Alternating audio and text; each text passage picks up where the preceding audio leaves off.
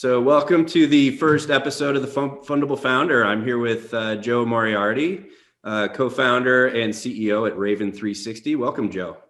Hey, Charlie. Thanks a lot. Thanks for having me. Yeah, happy to. So, the whole purpose of the Fundable Founder is to educate aspiring entrepreneurs out there about starting companies and getting to their first funding. So, I felt like you probably had a really good story to tell, and I'd love to dig into it. But first, tell us about Raven360. What's your elevator pitch? Sure, thanks. Raven360, we build digital customer academies. And it's really focused on teaching our customer how to use products really well and use them really effectively. Because we know when people have a good experience using a product, whether it be a high-tech product or even a traditional product, they typically become a happy customer. And if they're a happy customer, they buy more.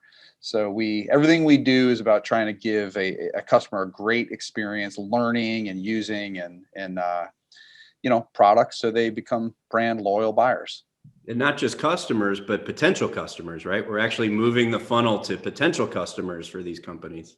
Yeah, that's the most interesting thing that's happened to us recently, is that we find that even prospects that go to a website will gravitate to an academy setting to learn about products before they buy. And that's been really enlightening, and we're super interested because we think that it's going to drive the sales process. And then once they buy, then we'll give them that next level of learning and understanding where they become really great experts at products. So yeah, it's exciting. It's a new way to qualify leads and to get really good quality leads. So yep. We call them the biggest companies out there are your customers, I know. So it's taking off. But today isn't necessarily about Raven360. It's all about, Joe, your origin story. Why'd you decide to get into entrepreneurship? What was it that made you launch this business a few years ago? Well, honestly, I got a little lucky coming out of college, where I moved to the Boston area, and I wasn't right out of college, wasn't sure what I was going to do, but I was lucky enough to be able to join a startup, kind of a technology startup that was doing business intelligence software. We were like really early in BI, as well as kind of software as a service. And I started as a quality assurance specialist testing software, and I ended up becoming kind of a coder to some extent. And then I kind of quickly got into the go-to-market sales and marketing side, and I saw that company go from about 10 people all the way to a couple hundred people and get acquired by a much bigger company. And I just kind of fell in love with it. It was amazing, that whole journey and that process. So I really got that startup bug. And then so with that same CEO who was I'm really grateful that actually hired me at that time, started another company, and I kind of joined on as, to lead the sales team. And we kind of did it again and saw this next level of growth, and actually got acquired by IBM. So at that point I said, boy, this is it. I want to do this. And at that time, what I realized, we were selling software as a service. We were selling software, and one of the biggest issues we would always have was training our customers, number one, getting them to use the products and engage, and then not churn. And the worst thing was, as a go-to-market, and sales guy, was that, boy, we spend all this time getting these customers to the point where they'll buy, and then if they don't use it, it was so painful if they didn't renew, or if they didn't use the product effectively. So I met Vasu, my co-founder, and he had a relationship with a local company, EMC, and they were going through a similar problem where they said, look, we get customers to buy EMC stuff. We then sell them training, and a lot of times they don't use it. A lot of times they don't get the value out of the product. And we know we have to do this digitally. Like, we were doing everything face-to-face, in-person training, just like, going to a class. And they realized, we got to go digital. We have to create a more intuitive experience, and we got to, we need to do it globally and around the world. So Vasu and I put our heads together, and we said, we think this is interesting, and we think we can solve this. So version 1.0 of Raven360, the kind of the minimum viable product we built, was this secure data delivery from the cloud. So it was basically secure data streaming, because they needed to protect the content, and they needed to get it into the hands of their their buyers and users, but they wanted to maintain control of it.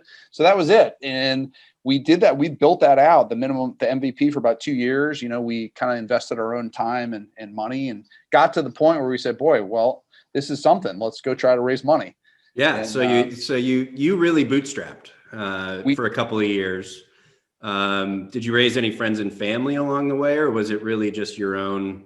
Yeah, sweat and money? there was some friends and family, mostly friends. We didn't go, but that's not true. I guess, yes, there's definitely some family involved. So we took that money, built the MVP, and got to the point where we could go, pitch, which at the time we knew very little about or how to do. So when you went out to raise money, you had an MVP product, you had a paying customer, or no? We did. We had EMC was a paying customer, and we had actually been able to land a couple of other smaller customers too on that secure content distribution use case. We weren't even at that time, we weren't calling it a customer academy. We weren't even calling it what we do now. It was really secure content distribution. But we did have an MVP. We had a demo. We had a couple paying customers. And we felt good about it. We felt really strong about. So, and you had an exit under your belt to IBM. Mm-hmm. So it must have been really easy to go out and raise your seed round. Yeah. Yes. That's actually was exactly the opposite. We got some really great introductions. We got introductions to some of the biggest VCs in the Boston area through personal networks, and we went in and got a no from everybody. How many meetings do you think you had? We probably had 15 meetings. Okay. Right out of the gate. And, we had talked to people about the basics of a pitch deck, and we really learned the hard way about that. We didn't know what we were doing. We didn't know what an investor really wanted to hear. We said, wow, we got a great product. We got paying customers. This is a home run. And we learned quickly that you needed to really put a lot of thought into what is the problem that you're solving, and is it going to be a repeatable problem that people will continue to buy, and do you know who your buyer is, and do you know who the ideal customer profile is, and do you know? And we thought we could sell this thing to everybody in the whole world, and it's going to be the biggest market in the world. And we learned quickly that was not what investors cared about or really wanted to hear. They wanted to hear that you had thought through what is the market, your buyer, the size, the sales model, is it repeatable? What pain do you cause? And it really was an eye opener. This was all at the seed stage, right? You would think that, I know a lot of entrepreneurs out there probably sound like, wow, that's all stuff that you figure out at the growth stage, but it's really, investors want to see that at the seed stage. Completely. And they wanted to know, and the thing that I didn't understand until much later was, it was okay to be able to say, we don't know. And right. I didn't do that enough, because I thought they would want to know that you knew everything and you had everything figured out. But the fact is you can't have everything figured out at that stage, but you have to have a process to figure it out. If you can say totally honestly, I don't know how big the market is, but here's how we're going to test it. And here's how we're going to figure out how big, and here are the steps we're going to take to do it. Yep. So if you can communicate that you've got a framework and a process, and just, to prove your ideas, to test your ideas, I think that is really, really, that's probably the most important thing. One of the early things I learned was. So where were you learning all these things? Was it the VCs giving you feedback? Did you take advantage of any accelerators or programs or books? We built a pretty good network of advisors, and that was really, really useful. Was kind of just building a network of more senior folks that had done this before, that had been entrepreneurs, that had gone through fundraising, and I just tried to talk to a lot of folks in that period. Anyone in particular give you a really good piece of advice, or was a really good mentor along the way?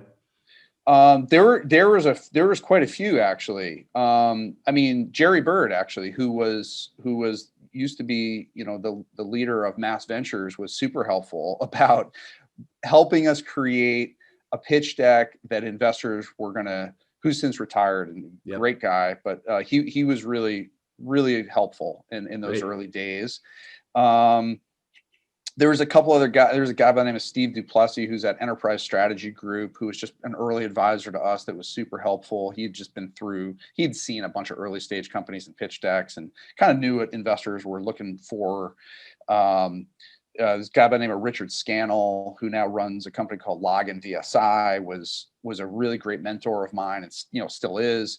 A guy at Griffin Networks in Boston area by the name of Jeff Foda, who's their CEO. So I was able to kind of get a bunch of CEOs and some fun and some guys who just would give me their time. And how did you connect with them and convince them to give you their time? Do you think there was anything you can pass along as advice?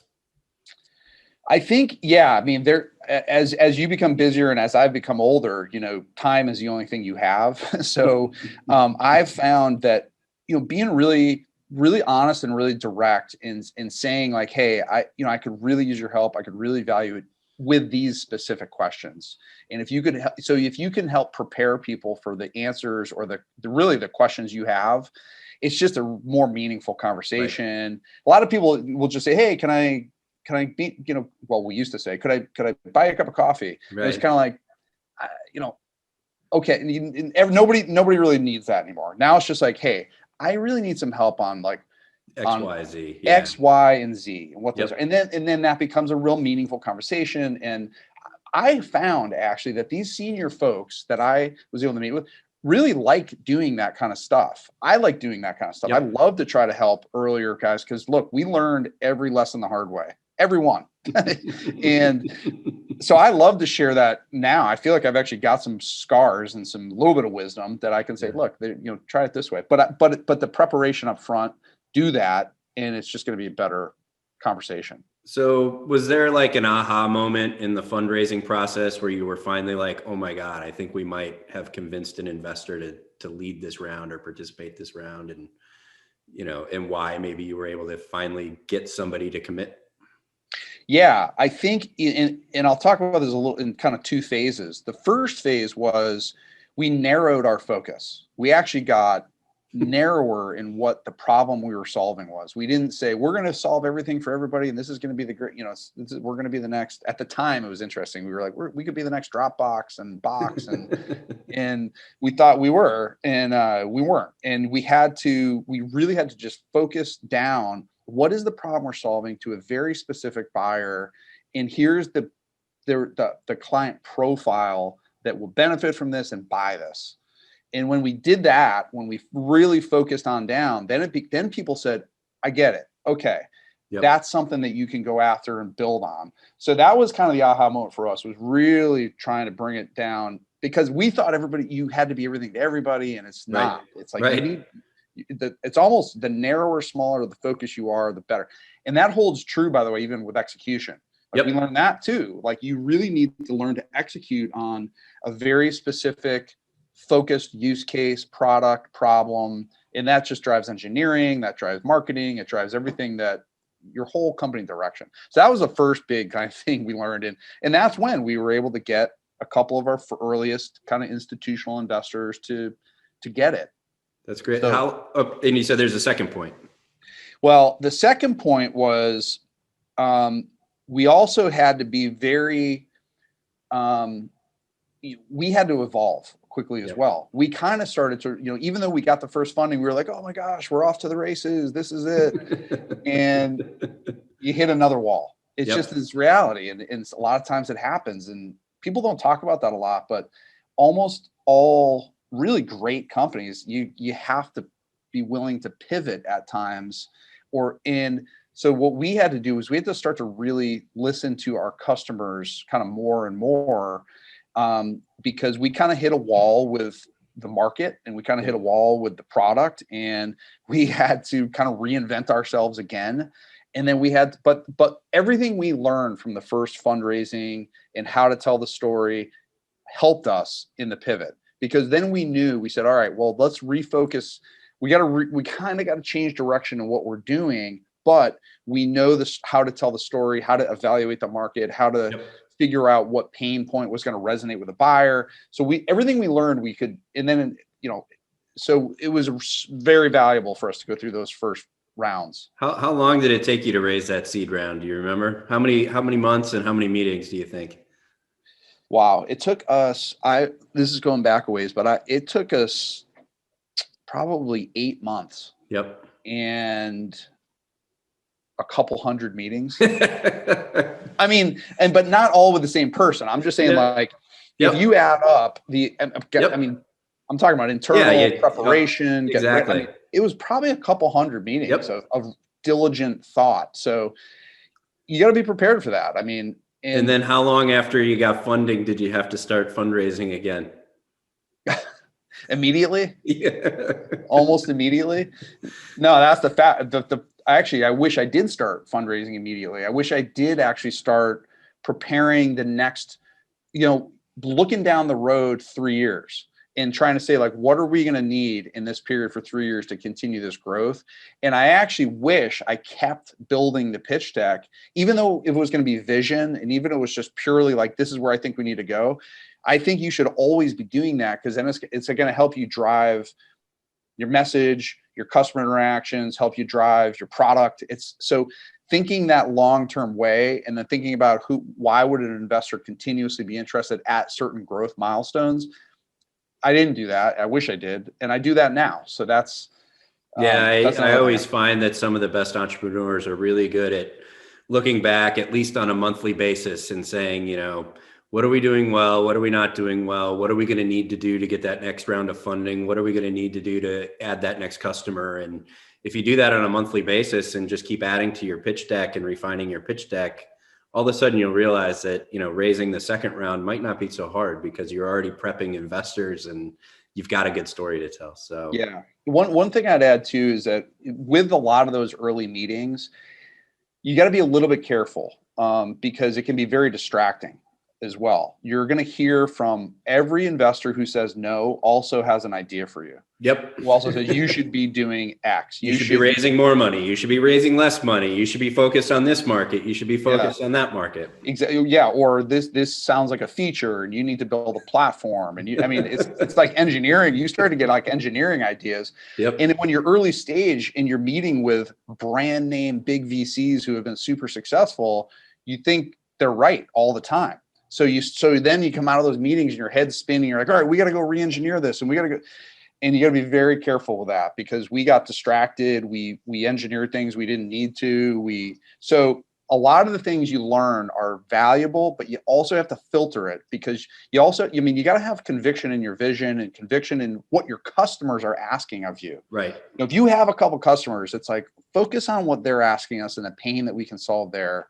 You're going to hear an opinion from every investor about stuff you should do. And some of it's good, but you really got to think hard about it and take some of it and learn from it and go with it. And then others, you got to let go, because you're the one running the business. You're the one hearing from the customers. You're the one who is risking your livelihood here. And so you got to have that conviction in the right way to run your business and filter out the noise. Yeah. I think that's great advice for founders. One final question. If you could describe yourself in one word, what would it be? Tenacious.